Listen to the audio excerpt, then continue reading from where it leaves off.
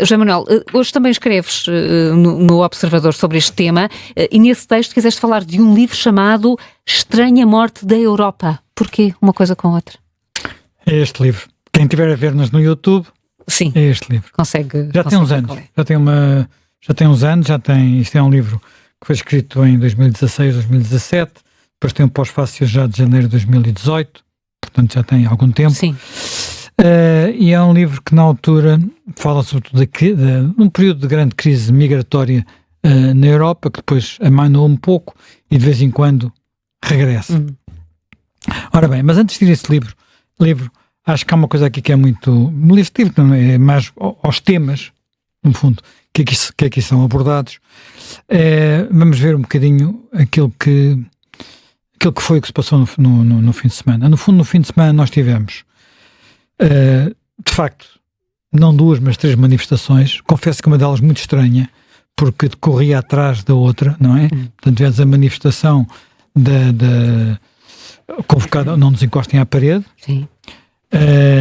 Enfim, que eu creio que mais uns dias passados eles porventura teriam mudado o nome da convocatória, porque começou-lhes a ser difícil justificar o próprio nome, mas enfim, as circunstâncias são o que são.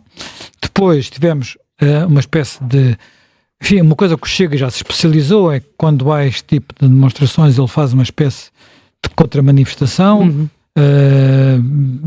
Basicamente querem defender os imigrantes, ele vai defender a polícia. Querem atacar a polícia, ele vai defender a polícia. E, portanto, tivemos uma concentração não muito longe, portanto, a Praça da Figueira é mais ou menos ao lado do Martim Moniz, é separado por umas ruas não muito largas, mas é mesmo ali ao lado. E depois ainda tivemos um grupo de pessoas que eu não percebi se era PNR, se era o habeas corpus, que era, que vinham a desfilar. Creio que era o habeas corpus. Habeas corpus, vinham ali a desfilar por trás da outra manifestação, e não percebi bem porquê, porque diziam que se iam juntar a ela, não sei em nome de quê, mas enfim. Ora bem, eu creio que nenhuma das manifestações foi particularmente... mobilizou muita gente para aquilo que é habitual. Nós, por exemplo, ainda há pouco tempo vimos manifestações organizadas pelo mesmo grupo, que é um grupo animado, aliás, por um eu não sei se ele ainda é jornalista, já não é, que é o Nuno Ramos de Almeida, e que organizou umas manifestações sobre habitação que me pareceram claramente serem mais participadas do que aquela de ontem. Aquela de ontem não, de sábado. Tinha gente, mas de forma nenhuma era uma das maiores manifestações de sempre, como referiu o líder do Partido Socialista.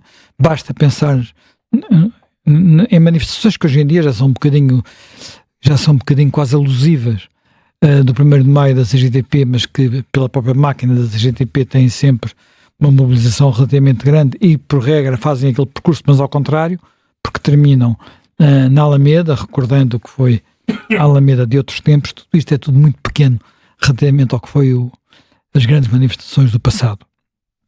Mas, independentemente disso, eu creio que, na prática, estamos aqui perante 2 extremismos que correspondem, de alguma forma, a 2 visões a que se chamou, em fases distintas, é verdade, movimentos identitários, não é? Portanto, houve um tempo, aqui há uns anos atrás, 7, 8 anos atrás, em que quando se falava de movimentos identitários, falava sobretudo de movimentos na direita ou na extrema-direita, ou na direita radical, enfim, conforme se preferir, movimentos que tinham mais a ver com a identidade nacional e um regresso, digamos, de alguma forma às origens. Há inclusivamente um livro publicado nos Estados Unidos por um investigador português, o José Pedro Zucchetto, que se chama mesmo Identitarismos, que não é sobre aquilo que vai acontecer depois e que temos muito hoje em dia associado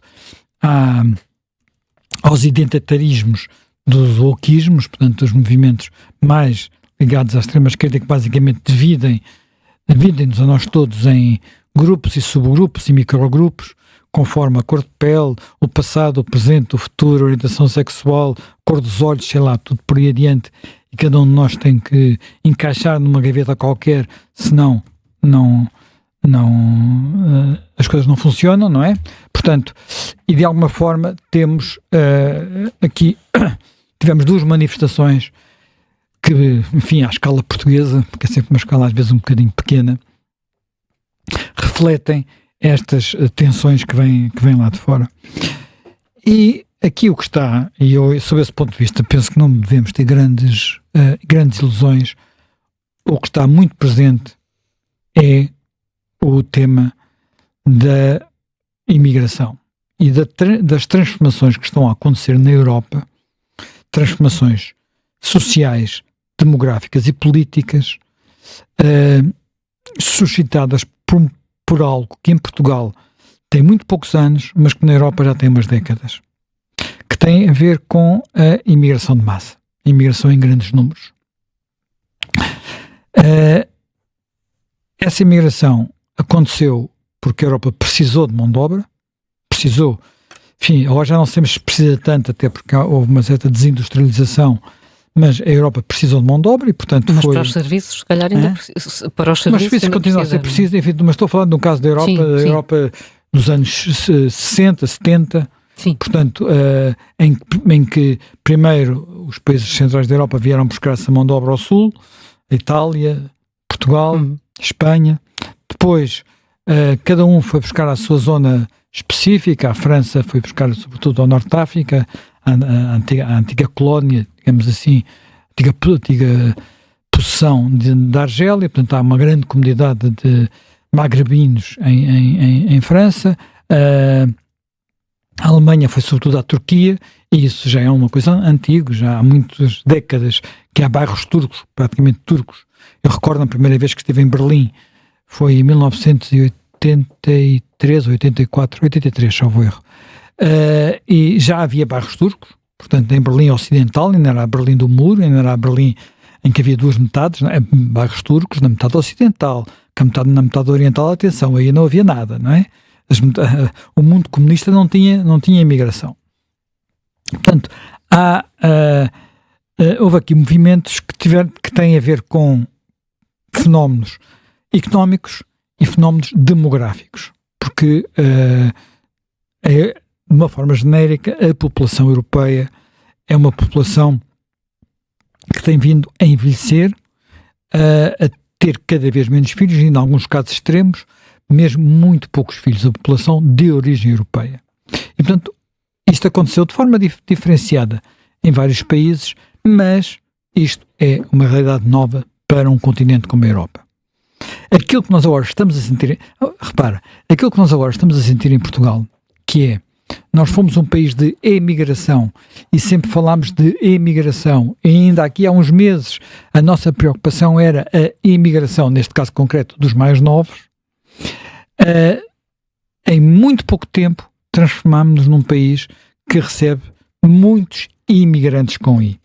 Portanto, houve períodos curtos em que isso aconteceu no passado, muito curtos, assim, pequenos parênteses quase, ali na altura das obras da Expo, uma altura em que de repente apareceram até indostânicos também nas obras, e depois sobretudo países leste, ucranianos, romenos, moldavos, mas foram coisas que depois, até por razões que tiveram a ver com a nossa evolução económica, desapareceram. O próprio ida e vinda dos brasileiros é muito curiosa, porque há momentos em que eles vêm e depois momentos em que se vão, portanto há aqui alterações muito rápidas, mas aquilo que nós verdadeiramente nunca vivemos foi algo tão rápido como aquilo que aconteceu nos últimos anos. E aquilo que aparentemente aconteceu nos últimos anos é uma duplicação ou mesmo triplicação do número de imigrantes com I em 6, 7, 8 anos. Nós não sabemos exatamente quantos imigrantes temos hoje em Portugal, porque há uma diferença entre os imigrantes, os estrangeiros, digamos assim, os estrangeiros que estão a viver com a sua situação regularizada, que andarão à volta um pouco mais de 1 milhão no final de 2023, Portanto, não temos números para o final de 2024. Portanto, já estamos a falar de 10% da população, sensivelmente. Mas sabemos que há, em princípio, 400 mil que não teriam a sua situação regularizada. Mas também não sabemos desses 1 milhão com situação regularizada, quantos ficaram em Portugal. Porque terá havido, tudo isto está mal estudado, mal compreendido, períodos em que em Portugal era placa giratória, pura e simplesmente, não é? Portanto, vinha-se aqui, era muito fácil entrar, portanto havia aquela política, aliás, concretizada pelo anterior governo de portas abertas, portanto, como a maior parte dos países europeus não têm as portas tão escancaradas, ou mesmo começam a fechar, ou já tinham fechado, ou estão a fechar, ou vão fechar quase completamente as suas portas, às vezes entrava-se por Portugal e ia-se para a Europa. E não se entrava, e em Portugal até se entrava para alguns sítios específicos, sendo que um desses sítios específicos era a Rua de Bem Formoso. Eu não estou a exagerar. Há uma reportagem publicada há uns meses atrás, a memória das pessoas e dos jornalistas é às vezes muito curta. Há uma reportagem de há poucos meses, do Expresso, dizendo que na Rua do Bem Formoso havia prédios com 300, 400 habitantes. O que obviamente não havia, não é? Portanto, quem conhece aquela rua, é uma rua de Lisboa antiga, da moraria, prédios estreitinhos, apartamentos minúsculos, portanto, é uma rua da Lisboa antiga, portanto não cabe ali de forma nenhuma, nem às camadas, nem com camas quentes, não cabe esse número de pessoas. Portanto, aquilo estava a ser utilizado para a legalização, dar uma morada e legalizar imigrantes, basicamente. Os imigrantes nem ficavam ali. Para onde iam? Se iam para os trabalhos agrícolas no Sudoeste, se iam para os trabalhos agrícolas no interior do país, também já há muito, se iam para outro sítio qualquer, não sabemos. Infelizmente, estas coisas estão muito mal estudadas e se há alguma coisa estudada, não está publicado. Portanto, pelo menos que eu tivesse conhecimento e tivesse encontrado.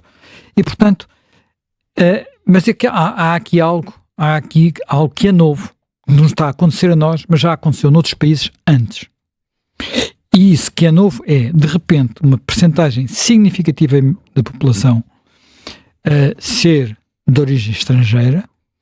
No caso português, uma pequena parte dela é, como nós também já falámos várias vezes, população de reformados com algum poder de compra e, portanto, e pessoas que se mudam para cá, os tais nómadas digitais, mas que é uma percentagem pequena, basta olhar para os números da AIMA, é uma percentagem pequena deste universo. E depois temos um grupo muito grande de brasileiros e pela primeira vez começamos a ter números muito significativos de aquilo que, portanto, originários do Indostão. Portanto, aqui estamos a falar Paquistão, Índia, Nepal, Bangladesh. Repara, são zonas que inclusivamente não têm todas a mesma religião. O Paquistão e o Bangladesh separaram-se da Índia numa guerra com milhões de mortos em 1947, salvo erro, por causa de questões religiosas. A Índia, e hoje em dia essas questões religiosas estão sempre a reemergir na Índia. Nós temos neste momento na Índia um governo nacionalista hindu e temos no Paquistão enfim, não é um governo semi-militar, uma espécie de semi-ditadura ou mesmo ditadura, mas ali há uma influência islâmica poderosíssima, fortíssima. Portanto, estamos a falar de situações que são aqui até um pouco diferentes. Ora bem, isto correspondeu a algo que para Portugal de facto foi novo. Nós fornecíamos imigrantes, de repente começámos a receber, mas para a Europa também foi novo. A Europa, historicamente, era de onde se saía. Quando nós olhamos para um país, por exemplo, como os Estados Unidos, quando íamos, por exemplo, a Ellis Island, ao Museu da Ellis Island, quem uma vez lá foi, que era a grande porta de entrada dos Estados Unidos, no princípio há 100 anos, sim, vemos que imigravam para lá alemães, polacos, italianos, irlandeses, portugueses também, não é? Sobretudo, no caso de portugueses, sobretudo açorianos, espanhóis, toda a Europa. E há, ainda hoje, portanto, counties, como eles dizem, não é? Condados, onde a maioria dos habitantes são, e isto é muito engraçado, há um mapa nesse museu onde se pode carregar e se vê a densidade, e há zonas que são quase alemãs, e outras zonas que são quase polacas, e outras zonas que são claramente italianas. E nós sabemos que há zonas em New Jersey e New Bedford onde é como se estivéssemos em Portugal, não é? Quase.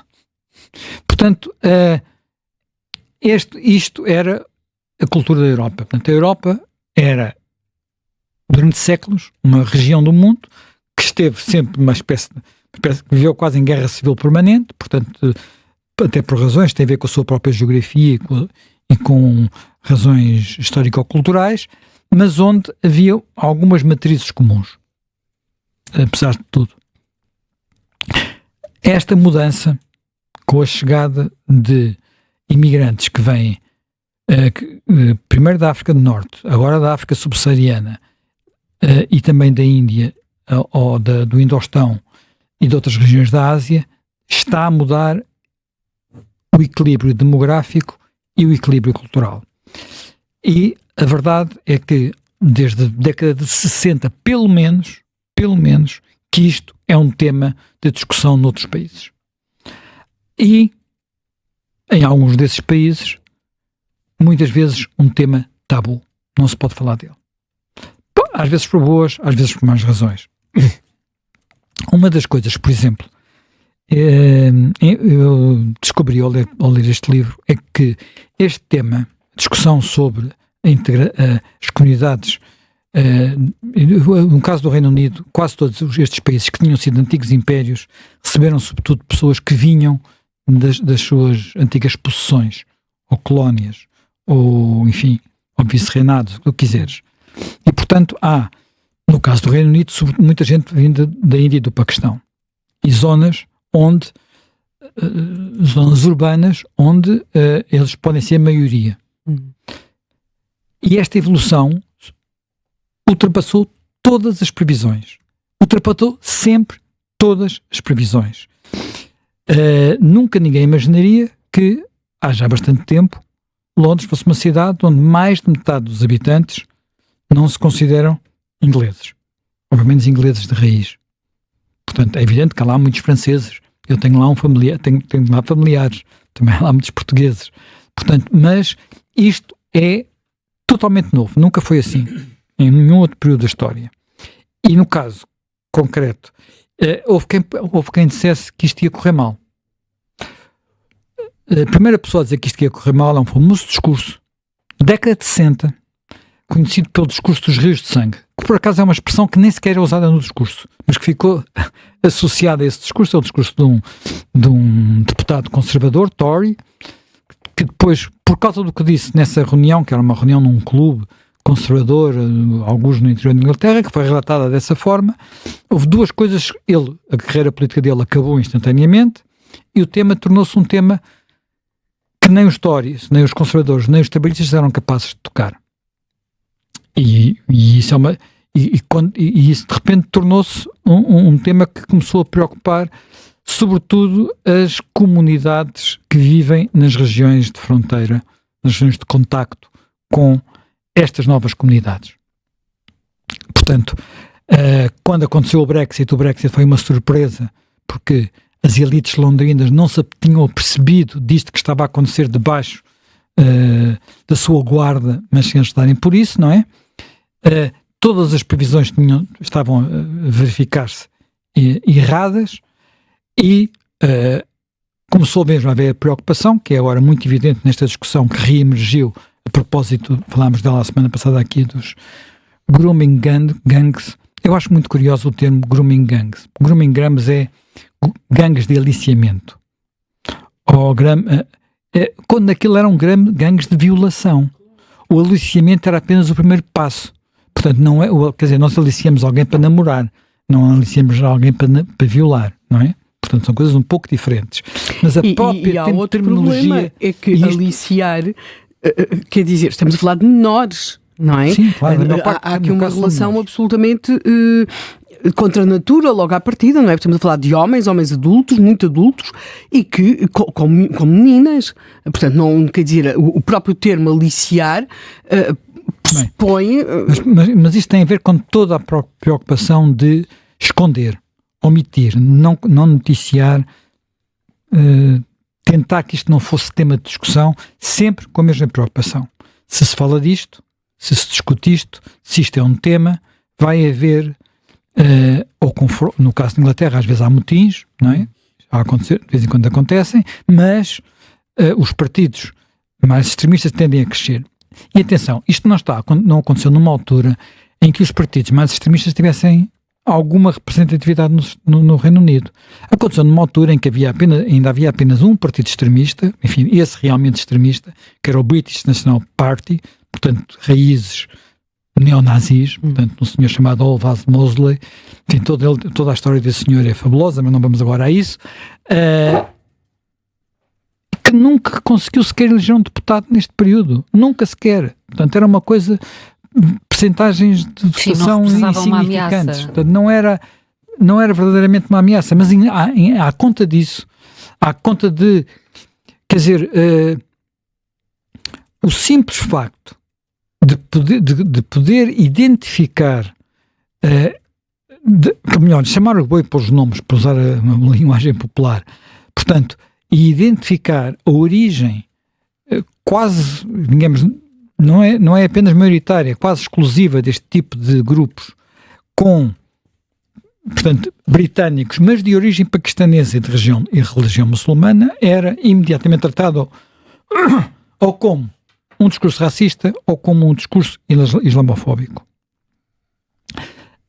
O simples facto, por exemplo, de poder associar, escrever-se que o Islão é a religião da espada, portanto, era visto como sendo islamofóbico, apesar de todos sabermos que o Islão expandiu-se pela espada. Portanto, foi assim que começou com Maomé e continuou depois de Maomé. Não estou a fazer nenhum juízo de valor, estou apenas a constatar aquilo que é verdade. E ali mais, até posso dizer mais, as regiões do Islão, ou do mundo muçulmano, onde a expansão da religião ocorreu mano militar, e portanto através de exércitos que foram andando, têm características diferentes daquelas onde o Islão chegou por via do comércio. Portanto, a diferença, por exemplo, entre as características de uma Indonésia comparando com uma Argélia, por exemplo, só para dar assim dois exemplos. Não quer dizer que na Indonésia não haja de vez em quando também extremismos, mas estamos a falar de realidades diferentes, realmente diferentes. A Indonésia é o maior país muçulmano do mundo, em termos de população, o maior. Mas não costumamos ouvir falar dela nestas circunstâncias, porque lá não chegaram exércitos. Bem, isto é um parênteses, estou aqui a ser um bocadinho do tema. Portanto, isto tornou-se um problema que tem a ver não apenas com as zonas de contacto, portanto, mas também com mais do que isso. Portanto, pode ter a ver com a forma, quer dizer, a democracia nos Estados-nação, que é onde elas funcionam. Não se conhecem democracias que funcionem em espaços maiores que o Estado-nação. Portanto, as democracias no Estado-nação têm a ver, funcionam se houver uma comunidade que partilha o mesmo tipo de valores. Quando essa partilha é questionada pela existência de outros valores que são estranhos a essa comunidade, isto coloca desafios que não está à vista, que não podemos ignorar. Na Europa procurou-se, esta discussão dura pelo menos desde os anos 80, provavelmente desde os anos 70, várias interpretações sobre a melhor forma de fazer a integração, depois é a palavra-chave, destas comunidades. O modelo britânico era o chamado modelo do multiculturalismo. Portanto, integramos, essas comunidades continuam a comportar-se mais ou menos como se estivessem nas suas comunidades de origem, e nós procuramos conciliar isto tudo. E por isso vemos, por exemplo, polícias, e as polícias de véu, por exemplo. Vemos e vemos depois e se isto não nos faz grande confusão, a mim pessoalmente já me faz confusão saber aquilo que é possível acontecer em a tolerância para a coexistência de um sistema judicial formal com um sistema judicial paralelo de tribunais islâmicos. Isso já me faz bastante mais confusão. O modelo francês é praticamente o oposto. É o modelo da república, portanto, e então quem está, e com, às vezes até com exageros, não é? Não se podem exibir em público símbolos religiosos, o que coloca situações de alguma forma paradoxais, porque se isso é válido para os véus, e provavelmente é por causa dos véus que surge, também é válido para as cruzes, e portanto andar com um crucifixo ao peito pode tornar-se problemático, mas, e esta é por exemplo a situação mais paradoxal, é no caso dos sikhs. Exato. Os sikhs usam um turbante para esconder o seu longo cabelo, mas o símbolo religioso não é o turbante, é o cabelo. Portanto, se proibirmos o turbante, revelamos o símbolo religioso. Mas o turbante é aquilo que as pessoas comuns que não sabem isto identificam com a religião. Portanto, isto é... Portanto, não há, e como sabemos, em França, as soluções, as coisas também não têm corrido... não têm corrido bem, para dizer de uma forma suave. Para ir direto, para dizer de uma forma suave. Também não tem corrido bem. Não. Portanto, a ideia de que podemos resumir este debate a saber se a polícia encosta ou não as pessoas à parede, se há mais ou menos segurança, se podem entrar mais ou menos imigrantes, é uma falácia. E os partidos políticos portugueses não podem, e falo sobretudo dos partidos, não podem, de repente, fazer aquilo que infelizmente fizeram, não podem, eles já estão a fazer isso, mas que fizeram muitos partidos noutros países da Europa, que é perceber que há agendas extremistas de sinais opostos e, portanto, posicionarem-se em função delas e procurarem ganhar espaço acusando o partido adversário de estar a colocar-se do lado deles. Agora que a discussão regressou no Reino Unido, o partido no poder neste momento são os trabalhistas, acusaram os conservadores de estarem a falar desse assunto para se colarem à agenda da extrema-direita, e nós vimos aqui em Portugal o Partido Socialista a fazer o mesmo e de alguma forma, enfim, o governo, apesar de tudo, não tem entrado tanto por esse caminho, mas eu acho que, até pelo contrário, a declaração de Luís Montenegro deste fim de semana, a considerar que as duas manifestações eram sinais de dois extremismos, acerta na minha perspectiva. Para finalizar, isto tornou-se... a realidade às vezes depois tem muita força, não é? Quer dizer, a realidade tem muita força e nós passámos praticamente um mês, porque foi a 19 de dezembro que houve a rusga na Rua do Bem Formoso, e passámos um mês a ouvir dezenas de pessoas, dezenas de todólogos por todo lado a dizer duas ou três coisas. Primeiro, que ali naquela rua não havia problemas, portanto, parece que ontem tiveram, logo por cima do dia a seguir à manifestação, houve um problema sério. Ali naquela zona não há polícia de proximidade. Ontem as pessoas envolvidas naquele problema, designadamente pessoas feridas, foram correr para uma esquadra de proximidade, porque ali há uma esquadra de proximidade. A esquadra da Rua da Palma é ao lado da Rua do Bem Formoso, não há uma esquadra na Rua do Bem Formoso, há na Rua da Palma, é a 50 metros. Não sei bem que ideia de polícia de proximidade diferente desta é que essas pessoas têm. E por fim, a ideia de que, porventura, a maioria dos portugueses ficaram como elas, achar que de repente aquilo era como o gueto de Varsóvia. Há uma sondagem deste fim de semana que mostra o contrário, portanto, de forma muito clara. Portanto, neste tema é necessário, na minha perspectiva, colocar os pés em terra. E eu vou voltar a uma frase que eu vi aqui a semana passada, eu não sei, eu penso que é hoje que a gente tem outra vez um podcast desses. Sim, sobre os primeiros anos da Revolução. Os primeiros anos da com a Zita Seabra. Exatamente. A vida em Revolução. Como é que se diz? O programa A Vida em Revolução.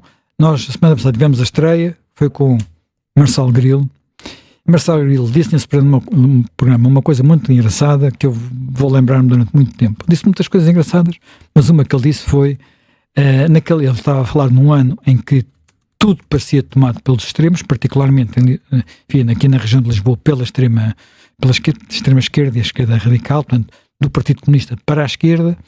Depois, no norte do país, parecia, mas era mais foco que outra coisa, parecia tomado por um extremismo medicinal oposto, e ele, a certa altura, disse assim, mas aquilo que eu descobri, e que nós descobrimos, e descobriram designadamente na famosa manifestação da Fonte Luminosa, do Mário Soares, é que os moderados são a maioria. E os moderados, quando se mobilizam, são mesmo a maioria. Portanto, eles não podem deixar o espaço ser ocupado pelos não moderados. E, olha, é a autopromoção, mas o título do meu texto hoje, não nos encostem à parede, a nós, aos moderados. Os outros, se for preciso, é assim que a polícia faz.